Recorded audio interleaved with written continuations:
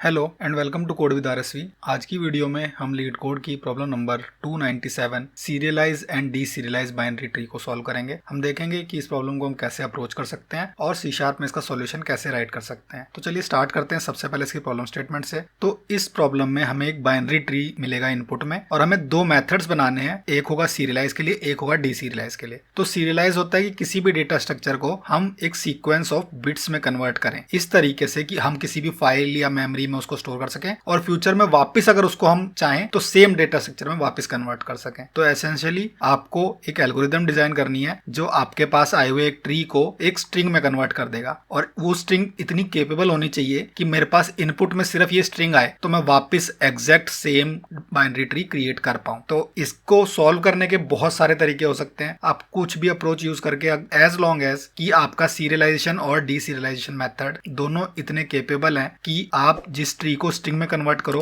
वो स्ट्रिंग वापस इस ट्री को क्रिएट कर सके, तो आपका सॉल्यूशन यहाँ पे वैलिड होगा। बेसिकली इसकी टेस्टिंग भी इसी तरीके से होगी कि आपको एक ट्री इनपुट में दिया जाएगा सीरियलाइज में, सीरियलाइज से एक स्ट्रिंग कन्वर्ट होगी और बाद में उस स्ट्रिंग को एक दूसरे मेथड आप जो डीसीरियलाइज का बनाएंगे उसमें डाला जाएगा और एक ट्री क्रिएट होगा। इसके बाद जो इनिशियली आपके पास ट्री आया था ये और जो फाइनल ट्री है इन दोनों को आपस में चेक किया जाएगा और ये दोनों अगर आपस में मैच कर रहे हैं तो ये एक वैलिड सबमिशन होगा। तो इसको हम कैसे सॉल्व कर सकते हैं? तो जैसे कि यहाँ एग्जांपल के तौर पे ये एक ट्री दे रखा है, तो अगर मैं चाहूँ एक ट्री को रिप्रेजेंट करना तो बेसिकली मेरे पास ऑप्शन होते हैं pre order, in order, traversal इस तरीके से यूज करने का। बट इन ट्रेवर्सल्स की लिमिटेशन होती है कि मेरे पास अगर सिर्फ ये ट्रेवर्सल दिया गया हो तो मैं एक्चुअली ट्री नहीं क्रिएट कर सकता। काफी सारे डिफरेंट ट्री पॉसिबल है कि एक सेम ट्रेवर्सल क्रिएट करे। तो अगर मैं ऐसा नहीं कर सकता तो मुझे क्या करना है? फर्स्ट ऑफ ऑल जैसे कि ये ट्री दे रखा है, अगर मैं इसका कुछ भी ट्रेवर्सल लिखता हूँ और मैं 1 2 के बाद डायरेक्ट 3 लिखता हूँ तो मुझे यहाँ बताने के लिए कुछ होना चाहिए कि 2 के बाद मेरा ट्री की नोड यहाँ पे फिनिश हो गई है, तो मुझे नल को रिप्रेजेंट करना पड़ेगा। तो इसको मैं कुछ इस तरीके सॉल्व कर सकता हूँ कि हमेशा स्टार्ट तो मुझे हेड नोड से ही करना है, मेरे पास पहली नोड वही आई है तो मैं इसको अपनी स्ट्रिंग में ऐड कर लूंगा। उसके बाद लेफ्ट में अगर मूव करूं तो मैं 2 को ऐड कर लूंगा और लेफ्ट में जाना चाहूं तो मेरे पास नल है तो मैं एक कैरेक्टर n इसके लिए अपनी स्ट्रिंग में डाल सकता हूं और जैसे ही n आया मतलब लेफ्ट में अब कुछ नहीं है, अब राइट में मूव करना है। अगेन 2 के राइट में मैं गया,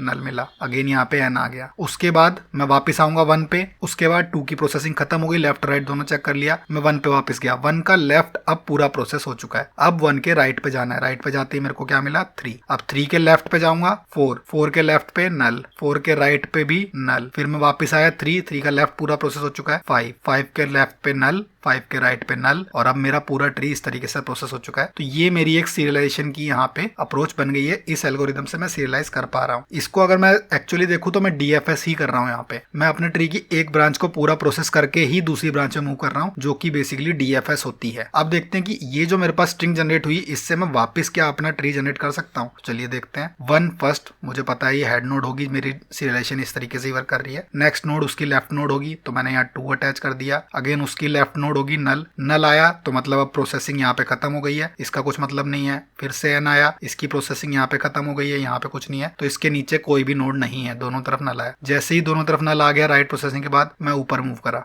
ऊपर गया 3 नोड मिली मुझे यहाँ पे, ठीक है। 3 के बाद 3 के लेफ्ट में आएगी 4, 4 के बाद लेफ्ट में n मिला मुझे, फिर राइट में भी n मिला मुझे तो अगेन ये प्रोसेसिंग खत्म हो गई। उसके बाद इसके राइट में 5 और 5 का लेफ्ट और राइट दोनों नल, तो एग्जैक्ट मुझे वही सेम ट्री मिल गया यहाँ पे जो मुझे चाहिए था। तो इस अप्रोच के थ्रू मैं अपने सीरियलाइज और डीसीरियलाइज मेथड बना सकता हूँ और डीएफएस है तो मैं इसको इजिली रिकर्जन के थ्रू इंप्लीमेंट भी कर सकता हूँ। तो चलिए इसको एक बार रिकर्जन के थ्रू कोड में इंप्लीमेंट करके देखते हैं। तो मैं सिंपली यहाँ पे अपना एक प्राइवेट मेथड बनाऊंगा। इसको रिटर्न कुछ नहीं करना है, इसको सिंपली एक पर्टिकुलर ट्री नोड से डीएफएस परफॉर्म करनी है और एक एग्जिस्टिंग लिस्ट इसे मिलेगी स्ट्रिंग कैरेक्टर्स की, उसमें इसे वैल्यूज़ ऐड कर देनी है। तो सबसे पहले अगर नोड नल है तो लिस्ट में n ऐड कर देगा ये और एज इट इज़ यहीं से रिटर्न हो जाएगा ताकि इसके ऊपर की नोड प्रोसेस हो सके।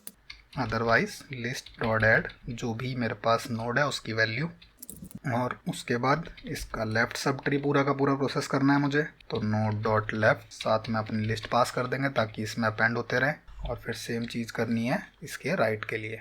तो पहले पूरा का पूरा इसका लेफ्ट प्रोसेस होगा, फिर पूरा का पूरा इसको राइट प्रोसेस करेंगे हम। और कॉल करने के लिए सिंपली अपनी एक स्टार्टिंग लिस्ट बनाते हैं, और अपनी जो रूट नोड मुझे मिली है उस पे इसको कॉल कर देंगे पूरा का पूरा ट्री, ताकि मेरा यहाँ से प्रोसेस हो जाए। और एंड में मेरे पास लिस्ट आ गई, पर मुझे स्ट्रिंग रिटर्न करनी है, तो उसके लिए इनबिल्ट मेथड मुझे मिलता है C# में, स्ट्रिंग डॉट जॉइन। तो कॉमा सेपरेटेड मैं यहाँ पे अपनी पूरी लिस्ट इसके अंदर स्ट्रिंग में कन्वर्ट करके रिटर्न कर दूंगा। ये मेरा हो गया सीरियलाइज मेथड। इसके बाद आती है डीसीरियलाइज की बारी। तो डीसीरियलाइज करते टाइम सबसे पहले मुझे अपने डेटा को स्प्लिट करना पड़ेगा, जो मेरे पास ये स्ट्रिंग का डेटा आया है। तो डेटा डॉट स्प्लिट, इसको मैं कॉमा के बेस पे यहाँ पे स्प्लिट कर दूंगा और यहाँ से रिटर्न में मेरे पास एक एरे आ जाएगा।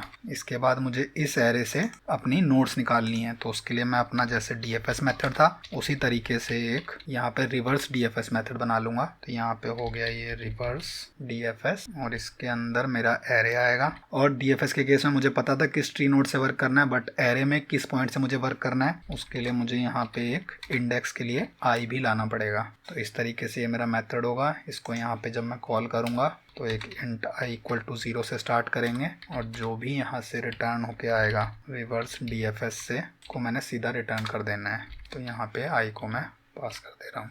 तो हमारा मेन लॉजिक होगा इस मेथड के अंदर। तो सबसे पहले यहाँ पे नल की हैंडलिंग कर लेते हैं। अगर ये स्ट्रिंग n है तो सिंपल सा है कि मेरे पास अगले मूव पे बढ़ जाना है और यहाँ से रिटर्न कर देना है। तो अगर नल नहीं है तो मुझे नोड क्रिएट करनी है और नोड में मैं स्ट्रिंग ना पास करके उसको कन्वर्ट करना पड़ेगा इंट में। तो मेरे पास जो भी यहाँ पे कैरेक्टर होगा वो n नहीं है, मैं ऑलरेडी चेक कर चुका हूँ, तो वो पार्सेबल होगा इंट में। इसके बाद i++ अगले पे बढ़ जाना है और नोड डॉट लेफ्ट होगा अगला, उसके लिए इसी मेथड को वापस कॉल कर देना है। पूरी प्रोसेसिंग करनी है लेफ्ट ट्री के लिए और उसके बाद यहाँ पे नोड डॉट राइट के लिए भी सिमिलर प्रोसेसिंग कर देनी है। यहाँ पे पास बाय रेफरेंस आई इसीलिए यूज़ किया गया है क्योंकि लेफ्ट में जब मैं प्रोसेसिंग कर रहा हूँ तो आई जितना आगे बढ़ जाएगा मेरे एरे में वो मुझे यहाँ राइट के लिए यूज़ करना है। Return node. तो ये हो गए मेरे सीरियलाइज और डीसीरियलाइज के मेथड्स। इस तरीके से अब इसमें कोई भी यहाँ पे ट्री आएगा तो एक पर्टिकुलर स्ट्रक्चर में यहाँ से कॉमा सेपरेटेड उसकी नोड्स रिटर्न होंगी और अगर सेम डेटा को मैं इसमें पास करूंगा तो वो उसको स्प्लिट करके वापस ट्री नोड क्रिएट कर देगा। चलिए इसको एक बार रन करके देखते हैं।